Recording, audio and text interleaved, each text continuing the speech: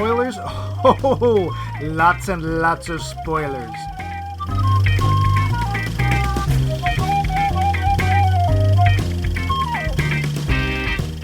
Wow, we just cannot stay away from the Oscar nominees in this Streaming Now to a Room Near You series. What can we say? We love us some little gold statuettes. This week we are singing and dancing our way into Encanto. You can relax. I'm speaking figuratively about the singing, probably. Although I can't guarantee we won't break into an impromptu dance number at some point. I already am. Good. Yes, look at him go. Why are you doing the Macarena over and over? It's the only one I know. That's fair. This most recent work from Disney Animation features a great deal of Columbian culture, imagery, architecture, and voices, as well as songs from Lin-Manuel Miranda, who is not Colombian, but we like him anyway. And just a reminder, we don't talk about Bumpy. No. We don't talk about Bumpy. Yes, we do. Bumpy. You're ruining everything! Everything is ruined forever. Would you like some Bumpy Puck cereal? Yes. I'm your host, the bearded Disney princess, Max Levine, and over there is my wacky animal sidekick, Mike the Marmoset Loose. Marmoset? Well, you got to admit, they have not used a marmoset in any of the Disney movies. I'll have to check. I also must admit, I don't actually know what a marmoset looks like. They're very small. Well, that narrows it down.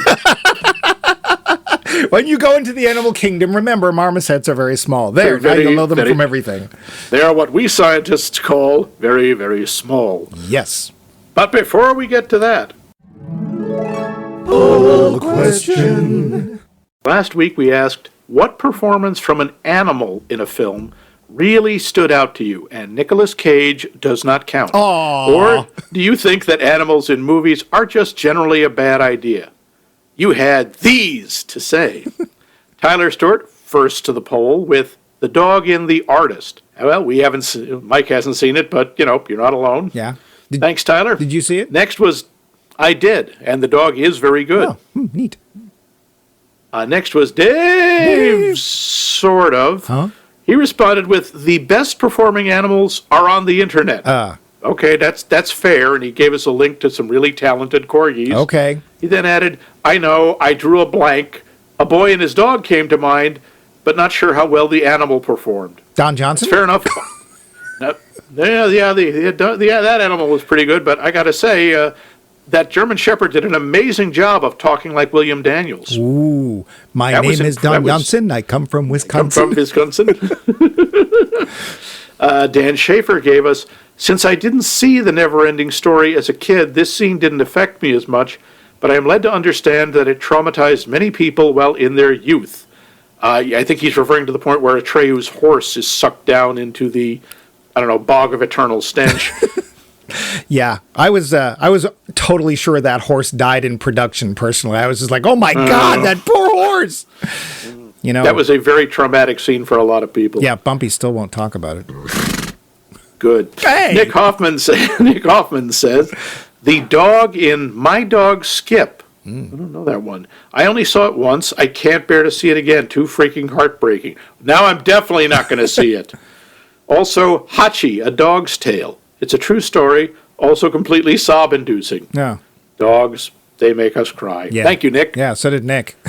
And finally, Val Coons, who grew up with Mike, so that's pretty much the same thing as owning a dog. Hey! And currently owns an actual, four-legged dog.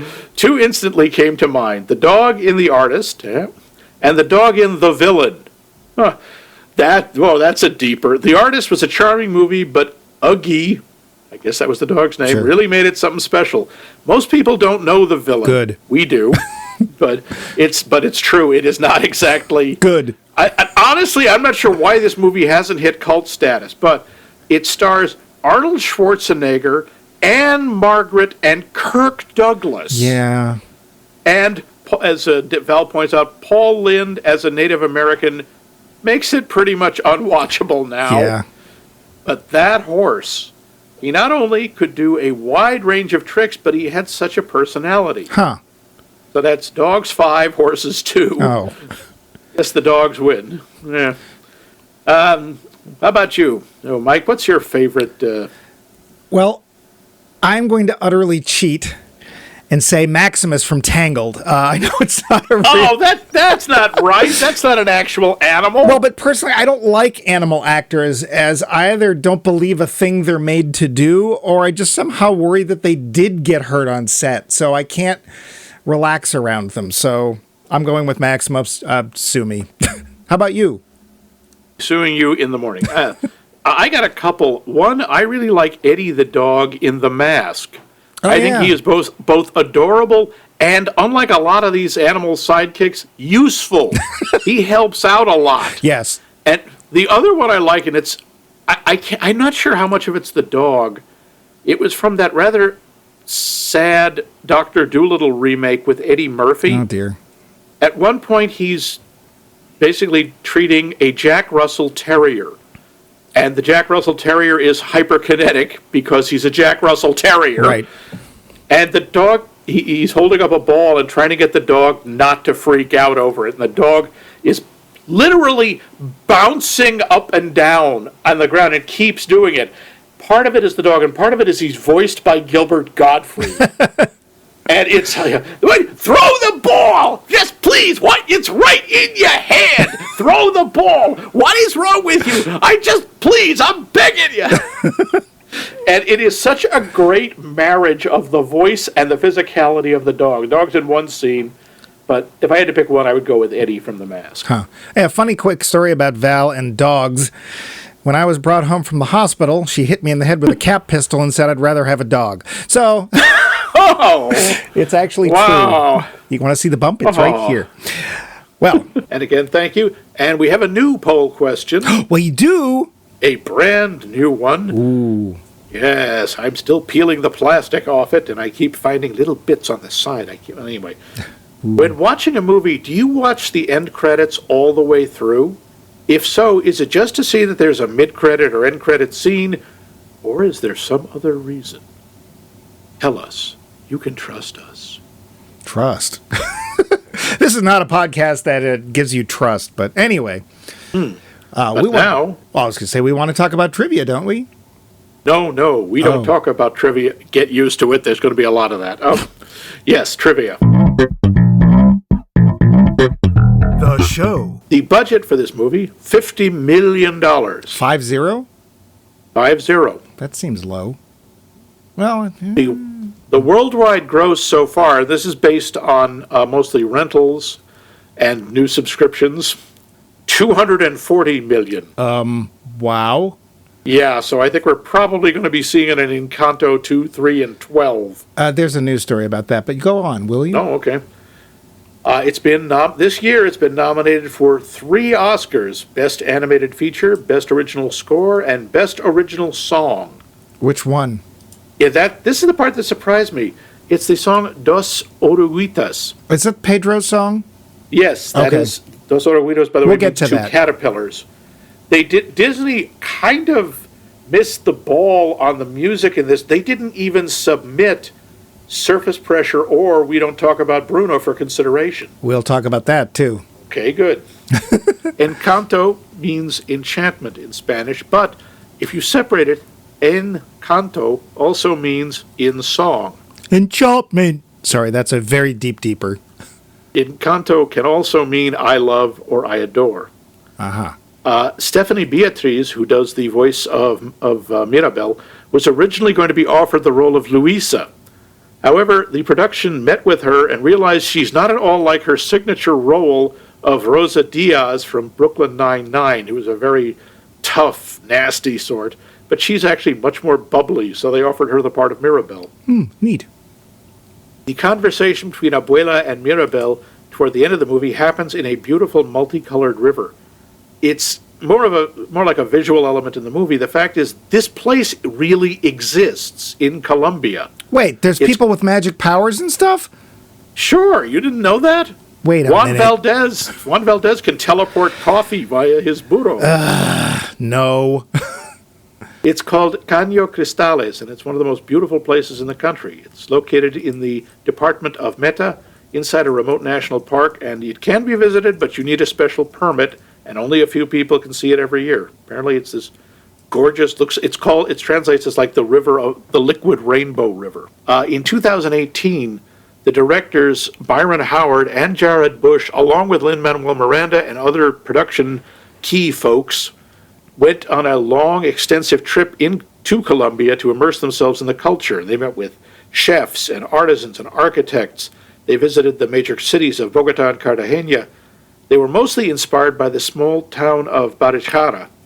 The tourist guide that showed them around, Alejandra Espinosa Uribe, was hired as a technical consultant. She also inspired the look of Mirabel with her curly hair and oversized glasses. Bruno was originally named Oscar, but his name was changed to better fit the song lyrics. I mean, we don't talk about Oscar, no. Also, there was apparently a legal snag over a number of real-life Oscar madrigals. Oh. Yeah. So they changed it. Unlike most other Disney animated features, there was a deliberate attempt for the lead character not to have a comic sidekick. Good. Yeah. Almost all of the Latin voices in this movie are from Colombian-born or Colombian descent actors. Good. One of the noticeable exceptions is John Leguizamo. This film, while set in Colombia, the film has several nods and themes of magical realism, in case you missed it. What? A literary genre which uses magical elements in ordinary settings. This was brought into popular culture largely by the works of Colombian writer Gabriel Garcia Marquez. In fact, the phrase magical realism was coined by someone trying to describe his work. Isn't he Love in the Time of Cholera? Is that him? I'm not sure. He's 100 Years of Solitude, Okay. and very old man with enormous wings. In the trailer, when the fairy dust sparks in the Disney logo and it changes to yellow butterflies, that's a big recurring theme in 100 Years of Solitude. Ah. Mirabel, if you notice, dances her own way, literally to her own beat when singing alone. But when the other madrigals sing, she does her best to learn and match their rhythms and dance language. It's kind of a physically symbolic representation of her empathetic nature and her desire for better communication with her family, also her desire to fit in. We have a voice here from Moana, Alan Tudyk, who voiced Hey the chicken in Moana, lends his voice again as Andres Toucan. And who can forget his catchphrase? Well, he used to be. Is it the I thought he was the new. Oh no, because they still try and get John Ratzenberger for Pixar. Pixar, but yeah, he's been in. I want to say he's been in tons. Like he is the new poster voice of Disney. Like they try to work him in for a sound here and there. Cool. He deserves it. Sure. It is guessed that Encanto probably takes place about 50 years after Colombia's Thousand-Day War, because we know photography has been invented. This was about October 17th, 1899 to about 1902, with an estimated casualties of between 100,000 and 150,000 people. About 2.5% of the nation's population at that time. It's probably the deadliest and most destructive war in Colombia.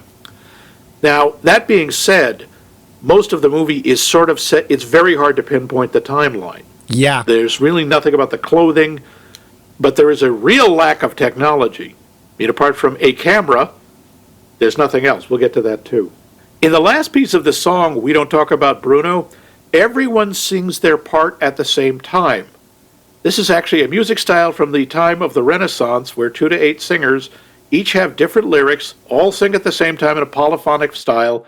Can you guess what that style is known as? Would it in fact be, Max, a madrigal? It would indeed. Oh, is it a merry madrigal? Should we sing a merry madrigal? We should sing a merry madrigal.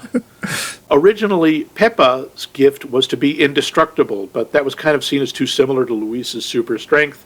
It was changed to her emotion affecting the weather. She's also the only madrigal with fair skin and red hair.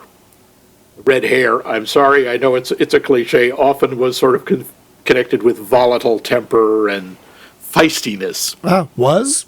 as opposed to a tendency to freckle. Oh, there's that. The two non-magical people who married into the family both have names associated with good fortune. Felix derives from the Latin for lucky or fortunate, and Augustine, who's Mirabel's father, comes from the Latin Augustus, which comes from the Latin augur, which is auspicious. Eau de Liber, Augustine? Yep. Ach du lieber Augustine. During the song Waiting on a Miracle, Mirabel literally outlines in song lyrics the entire plot of the film to follow. She sings about being alone, which she is for much of the plot. She sings 3 times to Abuela to open your eyes, which is what's required to fix the magic. She says she would heal what's broken, which is what she ends up doing. She even poses in exactly the same way she'll be seen in Bruno's vision with green fireworks behind her. And immediately after the song ends, the first piece of the house falls to the ground. Though the house interacts with everyone, Mirabel and Abuela, by the way, Abuela's real name is Alma. I say Abuela just means grandmother, doesn't it? Yeah. Are the only 2 characters to directly address the house. Abuela uses casita to keep family order, where Mirabel's interactions are warmer, waving greetings, expressing appreciation, offering assurances. Notably, when the house begins to crumble, Casita responds to Mirabel's call for aid in saving it while throwing everyone else out to protect them. Those 2 are the keepers of the house, the keepers of the magic. This is kind of their gift. We come to that later. There's a bunch of other stuff, but... I mean the fact that they wanted Al Pacino to play one of the major roles. And that's right. Hooah! Casita! Yeah. You can't handle the house. I'm Columbian. Oh, wait, that was not Al Pacino. No, that was me. I know it fooled a lot of people. No, was it? Who said you can't handle the truth? That was Jack No, that Nicholson. was Jack Nicholson. Yeah. You can't handle the truth. Wasn't that brilliant? Flawless. It's like you were really there. Yep. Speaking of there, would you do us a favor and make it feel like we're there in this story by telling us the story? I will do my best. In a magical house in an enchanted village hidden in the mountains of Columbia under the watchful eye of Juan Valdez lives the family Madrigal. There's no Juan Valdez in this story. There should have been! A family gifted with love, togetherness, and, supernatural powers like all families. All under the watchful eye of their abuela, not Juan Valdez, the formidable matriarch of the family. All the children of Casita Madrigal receive on their 5th birthday some remarkable magical gift. Super strength, the power to heal via food, like you do, plant control, and so on.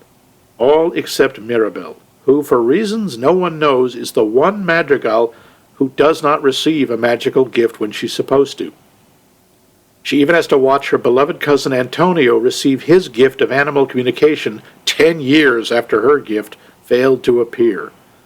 But no one tries harder to contribute to the family than Mirabel. Despite her best efforts, she always feels like something of an outsider, even with the love and support of her parents, both of whom are still alive, which is weird in a Disney movie.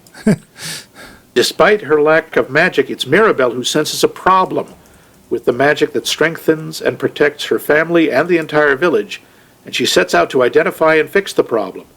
This involves finding her mysterious Uncle Bruno, the black sheep of the Madrigal family who disappeared years ago and about whom no one will speak, although they will certainly sing about him. Armed only with her courage and her wits, Mirabel must face painful truths and drag them into the light, even if this might mean the destruction of the life of her family knows, and in the hopes of creating a better one. Her family knows? Her family knows. The Madrigal nose is a very important facial feature. This is there's a very big subtext in the movie. Is that it? It totally is. Don't dispute me. That's it. Okay. The lowdown. Now, in this particular case, Max cheated. Yes. And I say Max cheated because he'd actually seen it before we did the show. I don't consider that cheating. I consider that preparation. Yeah, sure. Especially since you picked it. So when you first saw it, I'm guessing it's like, oh, it's a new Disney movie. I'm going to see it because I see all the new Disney movies, right? Pretty much, yeah. So there wasn't any like, oh, I have to see this because. A little bit, just because, oh, wow, a movie with more Lin-Manuel Miranda songs. Sure. And the previews made it look really pretty. Yeah. Which it is. It is very pretty. Yeah, but it wasn't like, oh boy, this is going to be on blue meanies. Well, that would be bad. Which is how I react to most movies. No, it isn't. Yes, We've done 182 episodes before this one, and not once, once, because we watched Yellow Submarine, have you ever referred to a film with the phrase blue meanies? Because I usually hit the mute button on the microphone when I do it. Max is lying. So, other than pretty and Disney film, there wasn't anything, and potentially Lin-Manuel Miranda, which admittedly is kind of a big thing. Because I got to say, I have not seen Hamilton. I have listened to Hamilton through, and it's very catchy. And I can totally see why this was basically a career-defining show. Because people are still trying to get in line to see that damn musical. It's still that popular. I really like some of the music he did for Moana a lot. And Moana was a film that I was just like, I am so not interested in this. I don't care. And even when I saw it, it's like, the storytelling is kind of spotty. But the more I watched, the more I liked it. And most of it has to do with his music. There's a couple of songs in particular which just get me every time. Did you see the one they just recently did of his older show? In the Heights, I did. And how was that? It was an early movie. Oh. It was an early show. I remember almost nothing of it. It didn't stick with me at all. Well, both of us also really enjoyed his performance on Drunken History. Oh, he was so great. Just hearing him sing Closing Time is worth the whole episode. Yeah. This is a real weird side thing, but I'm doing a comic that's an opera about a graffiti writer, and my absolute dream would be to have Lin-Manuel Miranda come and write music for my comic, because that's going to freaking happen. Mr. Miranda, we've got your next project. Yeah. Well, quite honestly, it sounds like something right up his alley. It really does, quite honestly. This is the City Silent, right? This is the City Silent, yeah. That sounds like something he would do. Yeah, but, won't. He keeps returning my Valentines. I don't get it, but okay. So yeah, there's a reason to go see it. It was on my list literally just because it's a Disney film and I watched them all. There's actually very few. I have missed Disney films. I still have not seen Dumbo. Wow, it looks too depressing. I know we've talked about it. Well, I don't know about depressing. Some of it is very sad. Yeah, but the animation's beautiful, and apart from one really friggin' problematic scene. I don't know what you could be talking about. I mean, just because... never mind, racism. Yeah. Looking forward to this. And Max and I actually watched it together for this show, a rarity, but it does happen. So your expectations for this, you talked a little bit about those in your opening bit. You were like, oh, cool, it's going to be Lin-Manuel Miranda. It's going to be pretty. Maybe we'll learn a little bit about Colombian culture. So how did you feel about the prettiness? I thought the color palette and everything was gorgeous. Yeah. I mean, this thing is beautiful to look at. It's a friggin' moving painting. Mm-hmm. And I was really interested because I know nothing about Colombian art or styles. Mm-hmm. There's a ton of Colombian that at one point, and I will not remember the name of the game, when Mirabelle is singing the opening song, The Family Madrigal, which is a nice piece of, if a little obviously, hello, this is the exposition song. It's an intro song. It's kind of a Madrigal roll call count off now, except it's adorable. I love Cubby. Yeah. The Madrigal no one talks about. But she's zipping down the street at one point. She runs right through these guys playing this weird game with these exploding balls with puffs of smoke. This is the national game of Colombia, and it involves beer and gunpowder. Ah! Yeah. Well, I'm glad kids were playing it then. Oh, yeah. No, the grown-ups were playing. The kids were just standing 3 feet away. Okay. But of course, kids watching this won't get any ideas, but there you go. Oh, no. I also wanted to point out at one point there's a kind of running gag of one of the village children who has no name, who's always drinking coffee, and is as such is even more hyper than the other kids. And Mirabel takes the cup away from him, and that's why coffee's for grown-ups. Not in Colombia, it is. Kids start off on coffee with milk pretty much when they're 2 or 3 years old. Well, I'm sure they get a lot done. Yep, they are very, very energetic. Well, we're going to slide, since you're talking about the palette, into Colombian stuff. How did you feel about Colombian culture? Do you feel that you learned a lot about Colombian culture from this movie? No, I mean, I learned what it looks like. I learned a lot of names of flowers and food. That's kind of cool. Yeah. I learned more than I knew before, because that's not hard. Yes, since you seem to be dropping the one thing you knew about Colombian culture all I know through the Juan show. Valdez and coffee. That's all I know. You realize he was a spokesperson and probably not even from Colombia. I'm sure he was from Jersey, but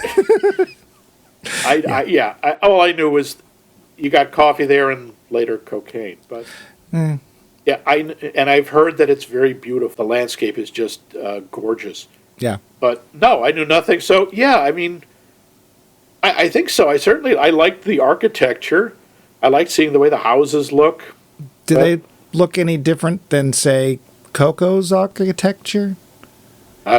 Well, yes, because there's more adobe than wood. Okay. Yeah. There, I'm guessing that there's more adobe in Colombia than there is in Mexico. Thank you, Disney. I am very well. So that I'm getting the feeling you don't think we got really much from it. No. About Colombia. And one of the things that I liked so much about Coco is that I feel that we learned, admittedly, it's all centered around one holiday. And one of the themes of Coco is very much a theme of this, which is listen to your abuela, because she's in charge, and no matter what, she's going to throw a shoe, or she's got that look, whatever. That's who's in charge of families. 2, family is very important as a central theme to both these films.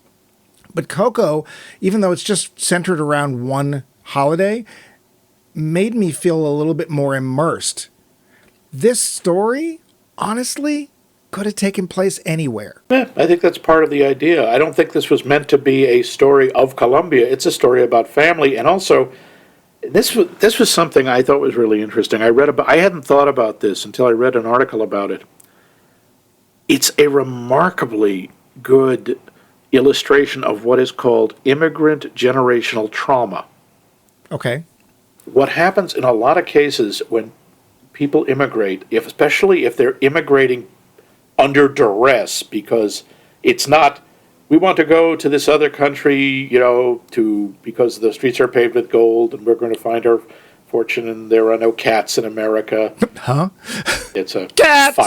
No, that's if only there were no cats in America. No, that's from... that cats. No, not real cats. We love real cats. Yes, that's from An American Tale. It isn't for that. It's because, if we stay here, we're going to die. Right. This happens a lot. The thing is, the trauma that the first generation feels, having their homes ripped away, having to flee, often suffering tremendous losses, as Abuela Alma does, because she watches not only her village burn, she watches her husband die in front of her. Yeah, we got to come back to that, but yep. Yeah, we'll circle back to that. This affects how she raises her children and how the grandchildren learn. And this is real. This happens in a lot of immigrant and refugee households.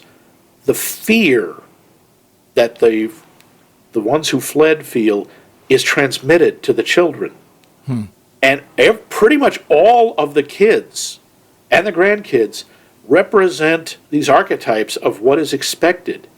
You have Luisa, who has to be the strong one and has to carry the burdens of all the family and take on whatever is given to her without ever complaining. You have Peppa, who her emotions literally manifest as a weather. She has to keep her emotions in check all the time. Isabella is perfect. She has to be perfect, and she has to marry properly to strengthen the family. Dolores, she's the one who has to keep an ear out for danger. She's the one who has to be aware of everything. Which one was her power? She was the one with super hearing. Oh, that's right. She could hear what everyone was doing, right? Yeah. We'll get back to that. That's an interesting point. I don't think that I would have ever noticed it if you hadn't brought it up. And of course, my family, I think I'm third generation. Let me think. Grandmother. Yeah, I'm second. Because my grandmother was born here, but her parents weren't. And she was Belgian. I'm not a Frenchie, I'm a Belgian. So she fled from the Great Waffle Famine. Or the syrup spill. I don't know. And then I forget with my father's side, that was my father's side. For my mother's side, I don't know. And we actually had a lot of trouble once my grandfather died finding out because he changed his name and didn't tell anybody. So, yeah, I'm not sure. But that's really interesting. And when you read that article, did it talk about whether that was on purpose or not? They think it was. Okay. It's hard not to have it that way, and it's hard not to see it that way. Okay. See, that I think is actually a really cool point. I didn't get it. It didn't come across to me at all. And we'll get to the plot points a little later because I still want to finish this little trio of questions here. But I appreciate you bringing that up because, yeah, I would never have seen that. And if it's applicable, cool. And if it resonates with people who are going through this or have gone through this, that's cool too. It doesn't matter if they're from Colombia or from wherever. But I did not see that. The third thing that I wanted to ask you was, what about the Miranda-ness of the songs and the score? Oh, actually, he didn't do the score. He just did the songs. So that was one of the things we were looking forward to. How did Miranda pay off for you in Encanto? I liked him. I liked a lot of the songs. One of the difficulties I have with Lin-Manuel Miranda has nothing to do with him and everything to do with the fact that I am old and my hearing is not as good. I can't always keep up with the lyrics. I had the first time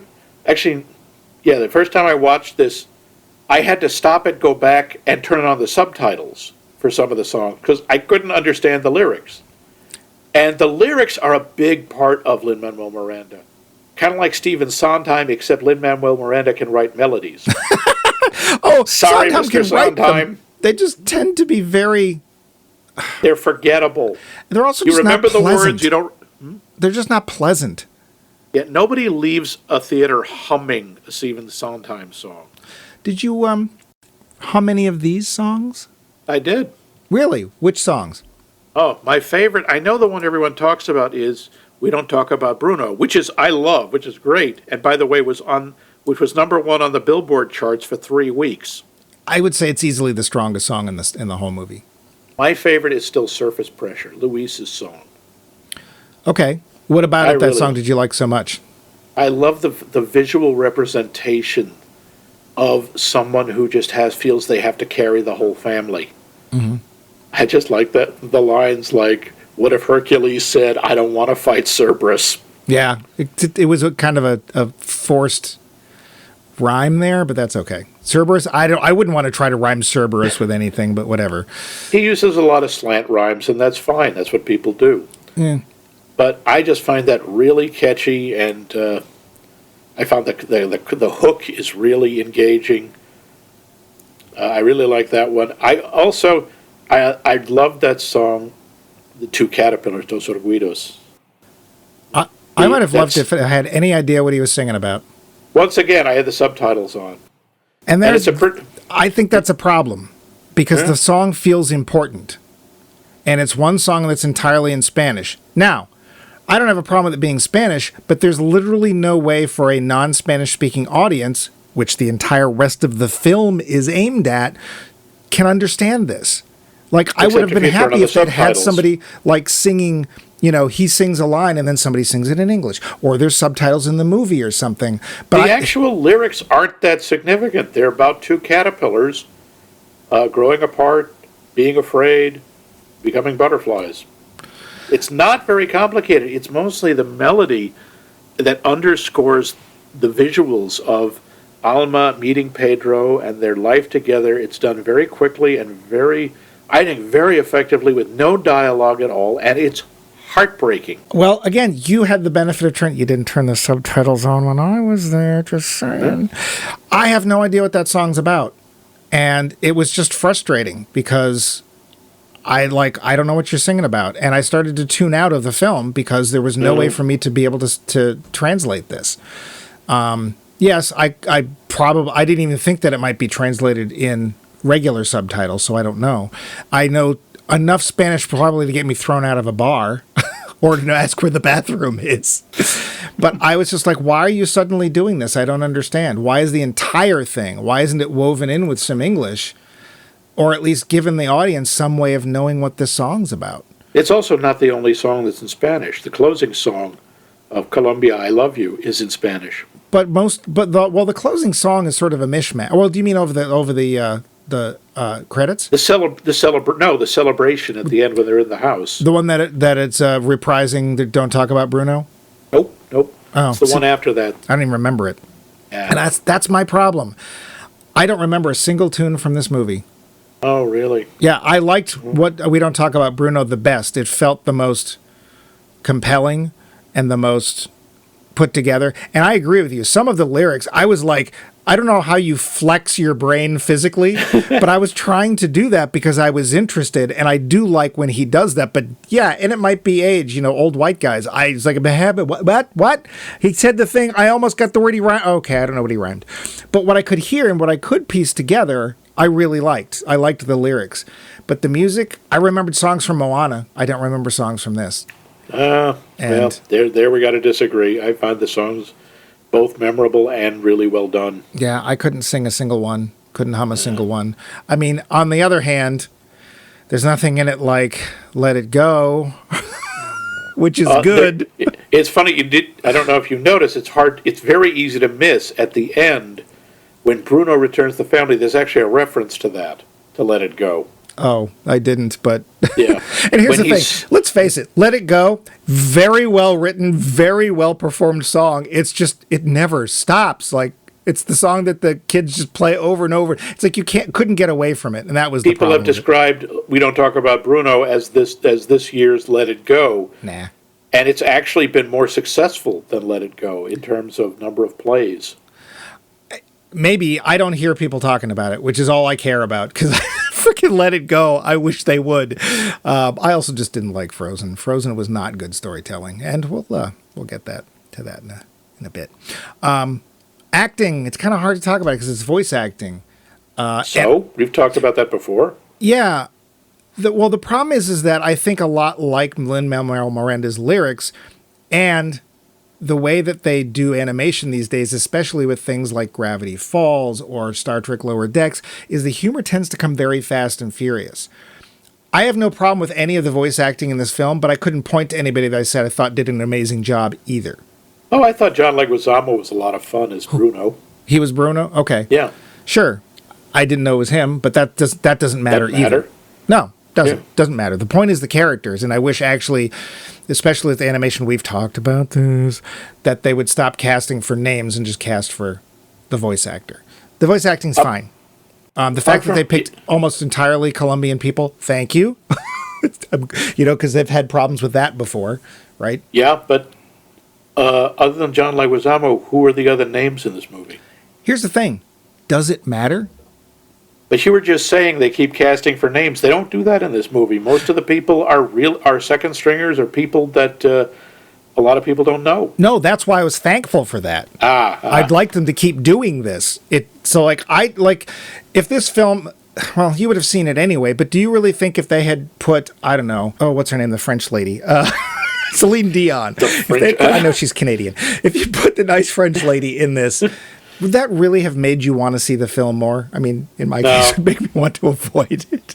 But not really, no. Celebrity voicing really doesn't add that much for me. No, same here. So good, and I hope they keep doing this. I'd actually like them to continue to doing films about other cultures, just, actually explore the culture a little more, but by all means, involve people of that culture as much as you possibly can.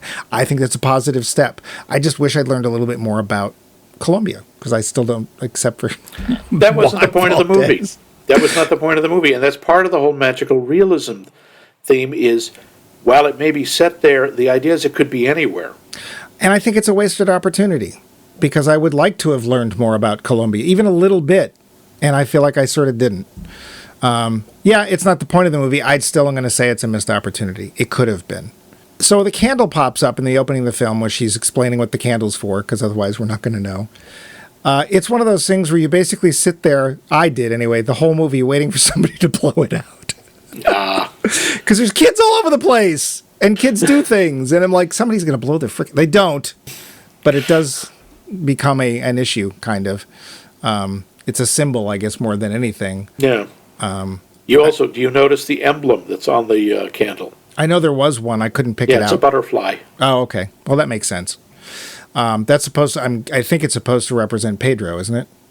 Yeah, the butterfly in a lot of different cultures represents the soul leaving the body. Okay.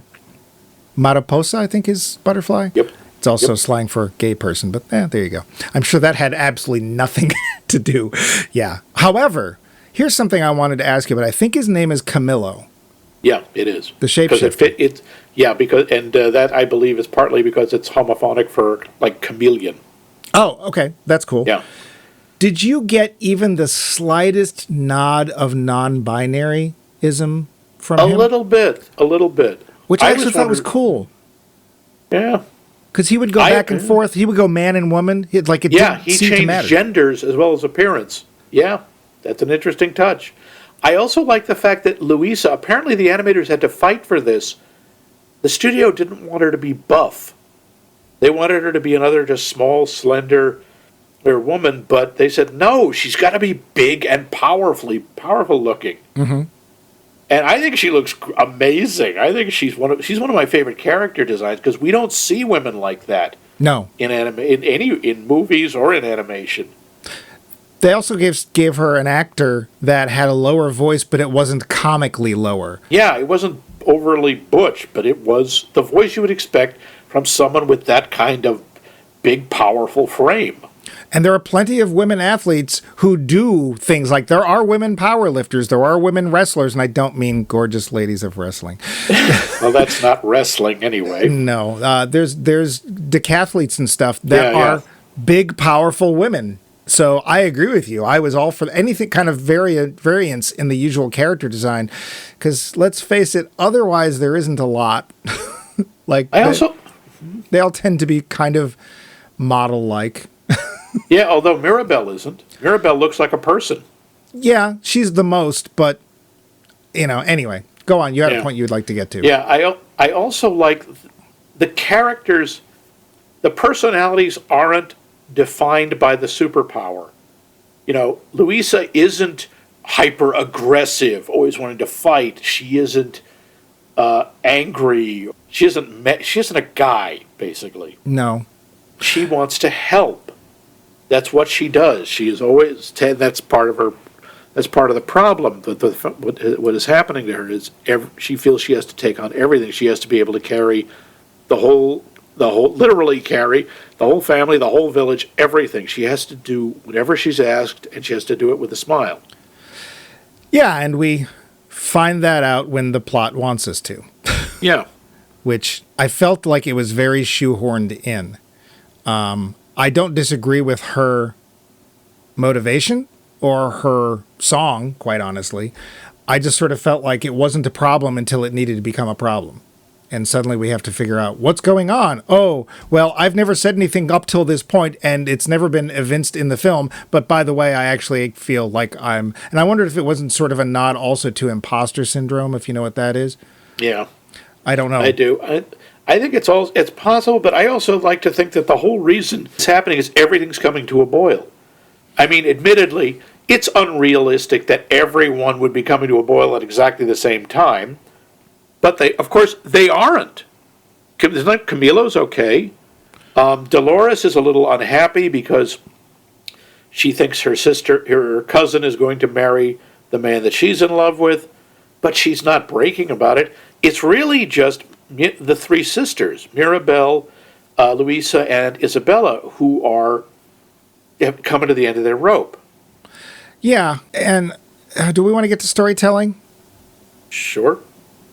I felt that the storytelling in this was sort of all over the place. We get the whole idea, and the first third of the film is pretty much about Mirabelle and how she doesn't fit in. I will say this for the family, with the exception of Isabel, who we don't really find out again until later has a problem with Mirabelle. The rest of them seem to treat her like everybody else. Like, she doesn't have a power, but nobody's, like, looking down at her. They're playing with her or doing whatever they do. I would not have guessed she was only supposed to be 15, but whatever.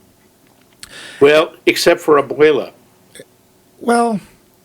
The Abuela she is very hard on her, and mostly she just wants to stay out of the way because she's worried she'll ruin things. Well, here's the thing, too, about Abuela, or Abuela as portrayed in movies, especially Disney movies. That just sort of seems to go along with being an Abuela. Yeah, it seems to be the grandmother's always work.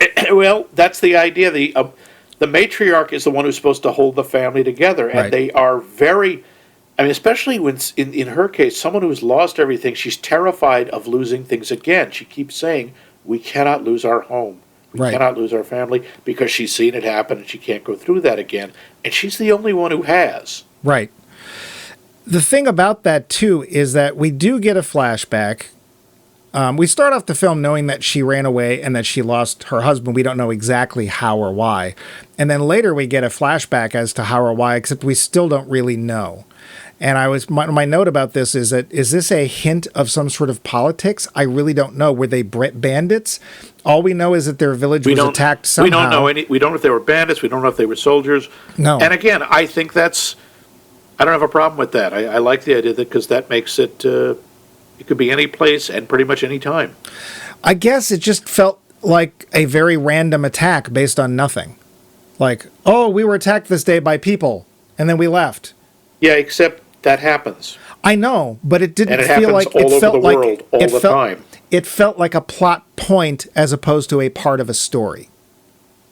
Like, there was nothing specific about it. And it's like, I can see your idea about it being universal, but to me it didn't feel like, I don't know where I am. I don't know what this has to do with anything. It's the catalyst for the stories. Otherwise it would just be about these two people who lived all their life in a village and had a nice time. But I guess I don't understand why it couldn't be specific. It doesn't feel like... It's like it has all the bearing in the world and no bearing at all, because we don't know why. Why aren't those people coming to this village? We don't know. Where is this village? Is it near anybody else? How did they find all these other people? I don't know. And it's like there's just... Didn't bother me at all. No sense of place or purpose to me. Also, the villagers are awfully accepting. It's like, all these people have superpowers and we don't have superpowers and we love them, but we're not afraid of them, and like, okay, everything's cool. Was a little weird. Once again, that's part of magical realism. The idea is that magical or the supernatural is just sort of part of everyday life. Also, these villagers have only seen these people use their abilities to help from the beginning.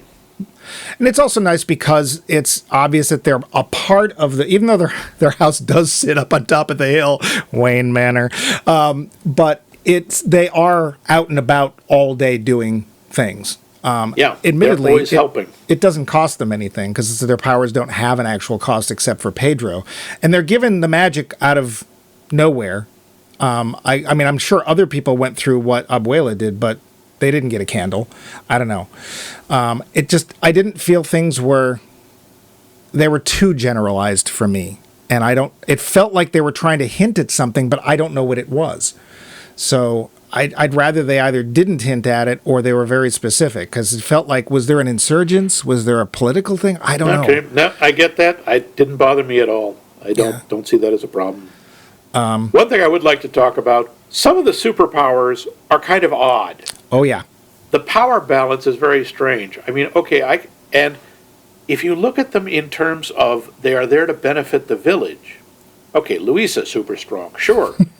Isabella, poison ivy, basically, plant control, that'd be incredibly useful. Sure. Making not just flowers, but probably helps with the crops. You got a weather controller, how helpful is that?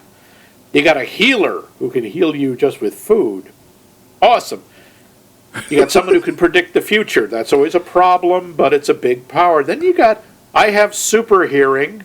Yeah. And I can turn into other people. Yeah. Now, I talked to our mutual friend Libby about this, because my first thought, and I'm afraid this is just sort of how, it's kind of an example of just how different people's minds work. I used to work in security, so my first thought is, Dolores and Camilo are the covert ops team. Let's face it. These two would be ideal for gathering intel. Yeah. Camilo can spy on anyone, and Dolores hears everything that goes on in town. She knows everything that's going on. How is this helpful in terms of, if you want to look at it as bright and sunny and beneficial? Libby pointed out a couple of things. One, we actually see once what Camilo does that's really useful. He turns into a new mother, so the actual mother can take a nap while he takes care of the kid. It's like, okay, that's kind of specific. And he can change how tall he can become a taller person to help hang a banner. Ooh. It's like, Camilo, we need another Juan. Well, now wait, he's in a Disney movie. Was he carrying the banner? He should have been. I think in this case And he they was were only singing. holding it up. And the other thing is, there's no communication technology in this village. There are no phones.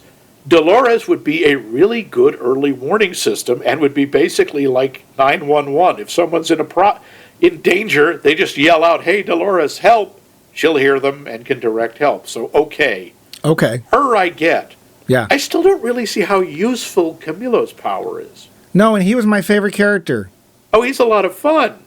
And, but is being comic relief a superpower? Is this a great benefit to the village? I'm not going to say it is. Oh, and here's the thing. He's my favorite character for his potential. I think there is so much to explore with somebody, and of course this has absolutely nothing to do with a certain D&D character I play. But I think there's so much to explore with somebody who literally is gender fluid. And like, it could be anybody in any form. He becomes a miniature version of his father. Oh, and then there's Antonio, king of the beasts, apparently. Yeah, and so as soon as he gets his power, which is he can talk to the animals, squeak and squawk, and talk with the animals. Yeah, and they can so talk at to that him. point, my guess is the entire village went vegan, or vegan, or vegan. Yes, that's too deep That's way too deep. Yeah, so because how are you going to talk to the animals and eat meat? And poor Antonio is rolling around holding his hands over his head when he hears the cows screaming, "Don't kill me, don't kill me." You have a song for that, Miranda? Yeah, I didn't think so. Yeah, well, that's why he probably stays in his room with the door closed most of the time. Yeah, and of course his best friend is a jaguar, which can eat anything, or in this case, anyone. And in fact, we see him, he has to stop the jaguar from eating Uncle Bruno's rats. Yeah, so problem. And we know where it's going. Like we can tell before he touches the magic doorknob. That sounds like a euphemism. Before he touches the magic doorknob, which I actually thought he was going to be able to turn into animals, and then I was like, oh no, because we already got somebody who can turn into things. So it's going to be. But sure enough, he's got the Dr. Dolittle power. So Mirabelle is the one who sees that potential in him. She says, "I know you're an animal guy," and she gives him a little stuffed jaguar. Yeah, and let's face it, Mirabelle as a hero is really great because she's really trying. And she does get to that point where she actually sings about, look, no matter what I do, even if you love me, you'll never accept me the way you accept everyone else. I'll never be good enough. Yeah. You'll never be good enough. And that's a heartbreaking moment. And it's very true. It's like you can do everything you possibly can exactly the way they say they want it. And there's still that dividing line.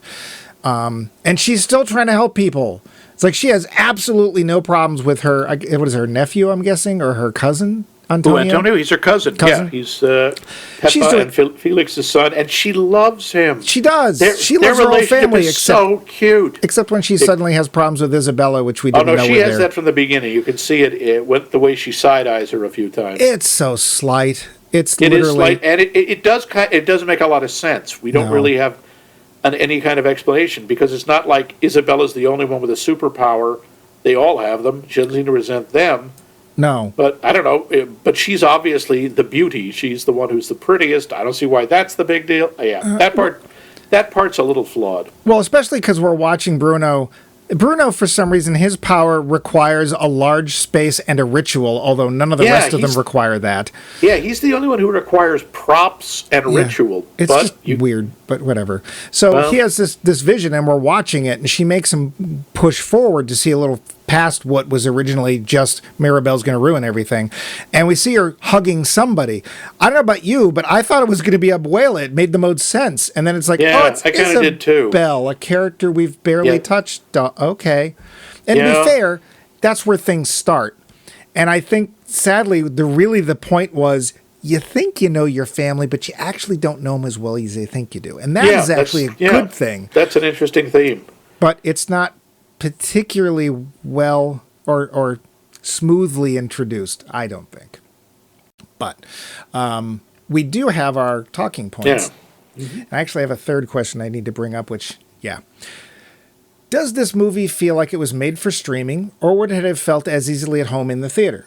I think it would have easily worked in a theater. I think the way the colors are and the sweeping panoramic shots, and even the scale of the whole valley at times, I think it would have worked great in a theater. It is not a direct-to-DVD sequel like Lion King 1/2 or whatever, you know. Yeah, Lion King 2 to the N-1, yeah. Yeah, I agree. So this felt, I don't think that they pulled any stuff out of making a Disney movie. It feels like a Disney movie. Yeah. Would seeing this movie on the big screen add anything? I don't know. I think it would add a little. I think it would make the visuals even more impressive. I think the colors would have been more vivid. Let's face it, my TV screen isn't the best. Maybe it probably would have looked more impressive in 70 millimeter or whatever it's called now in 4K, 8K. Special K. Special K. I want my films in Special K. Crunch, crunch. Yep. I think it probably would have added something. I don't think it was vital, but I think it would have added. Because color and light are so much a part of this movie. Yeah. I want to briefly touch on magic. Okay. Magic in this movie is inconsistent. There's literally no origin of the candle. It just shows up.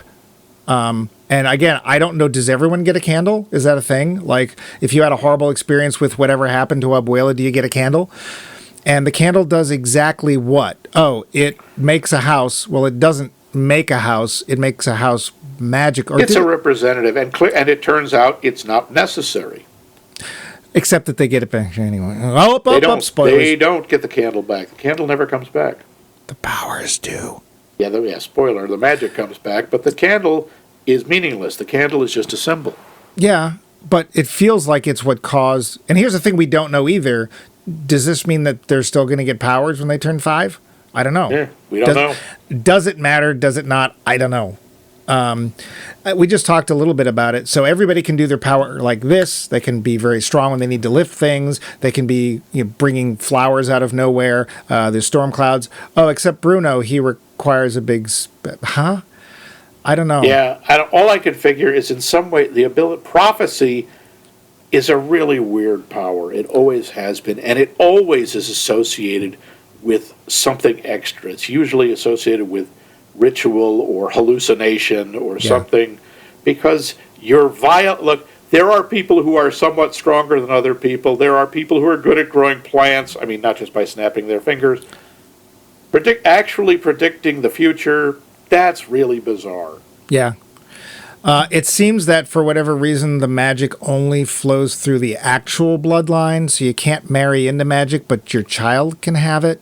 So apparently the magic is, a dominant gene. Yeah, I guess. I don't know. And I get the idea of magical realism, don't get me wrong. One of my favorite authors, Jonathan Carroll, has magic in his books that is often it's much less, there's no superpowers. It's usually much lower key than that. But there's usually no explanation for it. It's just part of the story. And it's sort of a what if thing. And I do get that. And this is not as bad as, say, a Harry Potter film where magic can't do that. Oh, except over there. Oh, and you can always do this. Oh, except for this situation, because plot. And it's not as bad in this, but I did want to bring it up because magic is sort of like time travel. Yeah. If you think about it too hard, it really doesn't work. It doesn't work. Yeah. Do you have any other notes you want to get to before we wrap up? I think that's most of it, although if you get a chance, the other thing I didn't get to bring up because it's a whole other can of worms is there have been people who've talked about Mirabel's situation as what it's like to be what they call now neurodivergent in a family, to be on the autism spectrum. Okay. To feel that you are missing the gift that everyone else has. And apparently there's a lot of parallels to that. And you notice that the two people in the family who have the greatest trouble, Mirabelle, who doesn't fit in because of her gift, and Bruno has some serious issues, although you don't know if he had them before or if his isolation or his prophecy powers. He's OCD. He may or may not have multiple personalities. Yeah. He's also, it's played more for laughs with him, but he's also a bit neurodivergent. That's an interest, the way he's treated and the idea that that's something to be hidden away and that's bad for the family.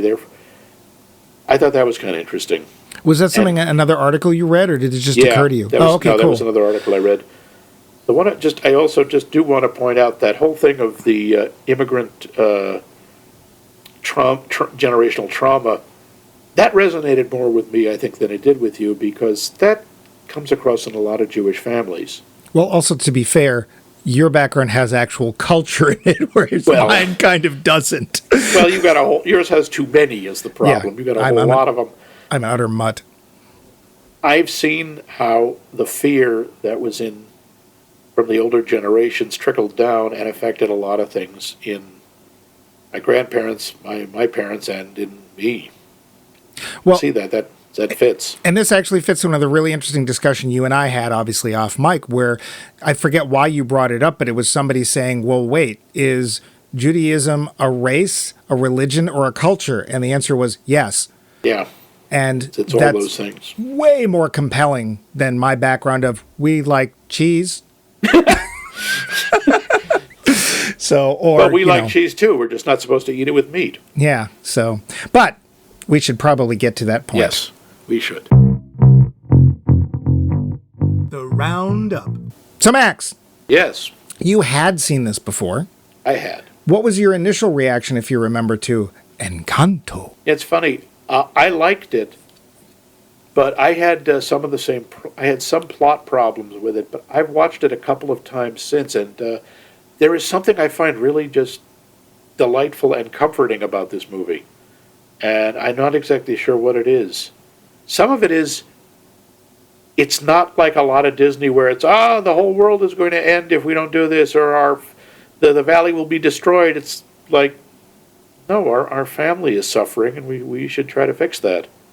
And I like the music. I like it better with the subtitles, but I like the music.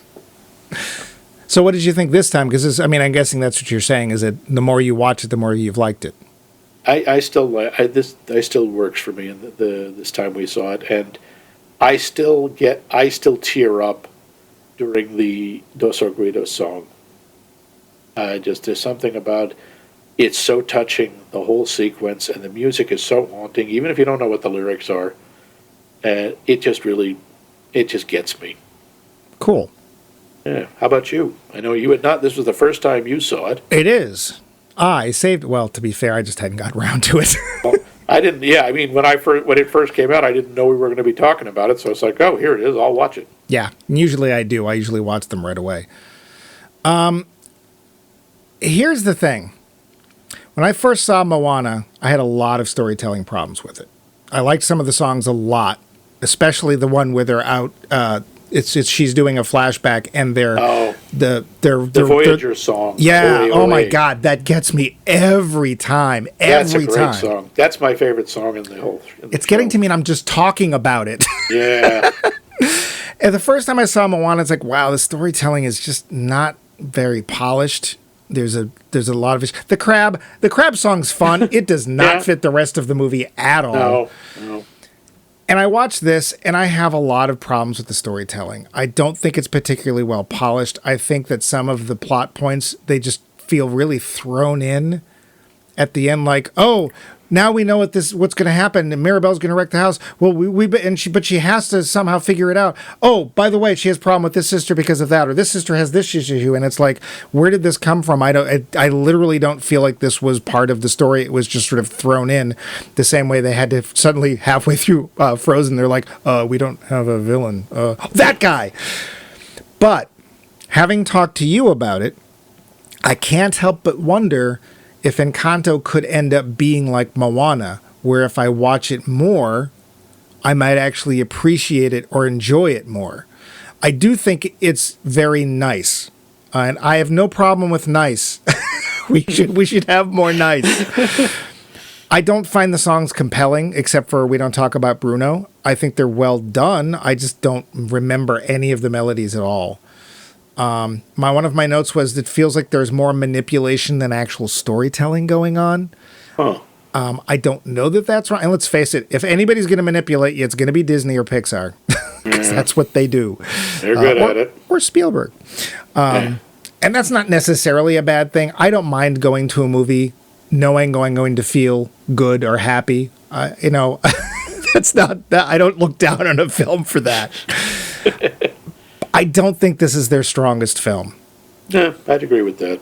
I really wish that they had used it as an opportunity to help us learn a little something about Colombia.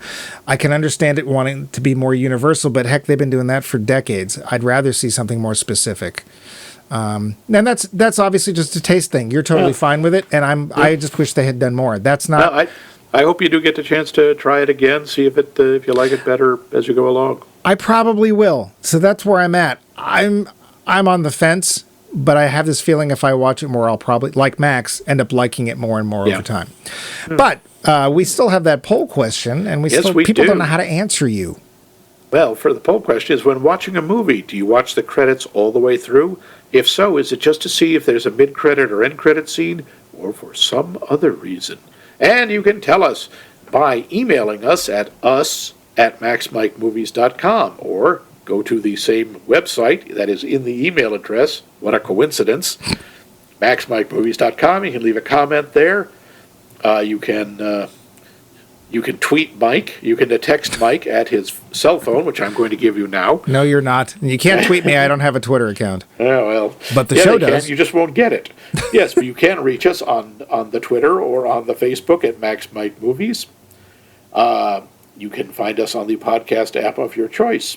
Even some against our choice. Yes, even some against your will. And, so that closes out this movie. So what fabulous streaming work are we going to be watching next week? Well, it's a film. We're going back. This week was obviously a real departure here. Sorry, yes, go ahead. I'm going to go with Shut Up. That's our next film. It's called Shut Up. No, we're going to go back to Apple TV Plus. Obviously, this week it was Disney Plus. We should have said it's pretty obvious, but we've done Apple TV Plus, we've done Netflix, we've done Disney. This where we're going back to Apple TV Plus, and it's actually a film adaptation of a play that I've never actually seen. And it's a new play. It's starring Denzel Washington, and then I'm guessing the title role. And it is called The Tragedy of Macbeth. I'm not going to say anything because you're not. I'm going to pretend I'm not here, so you get all the bad luck. What do you mean? You're not supposed to say that name. Tragedy? Denzel Washington. No, the one after the word of. Macbeth. What? Potato drop his draws. Puck will make amends. Ow! What are you doing? Never mind. It's a theater. Okay, yes, I know it's technically only if you're in the play and in the theater, but there's a whole tradition of you don't say that name. You're supposed to say the Scottish play instead of Macbeth.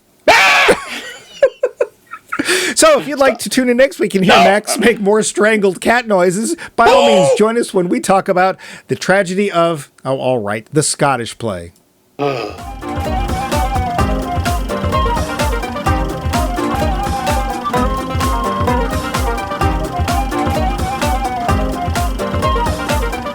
This has been a co-production of The Voice of Max and The Movie Wrench.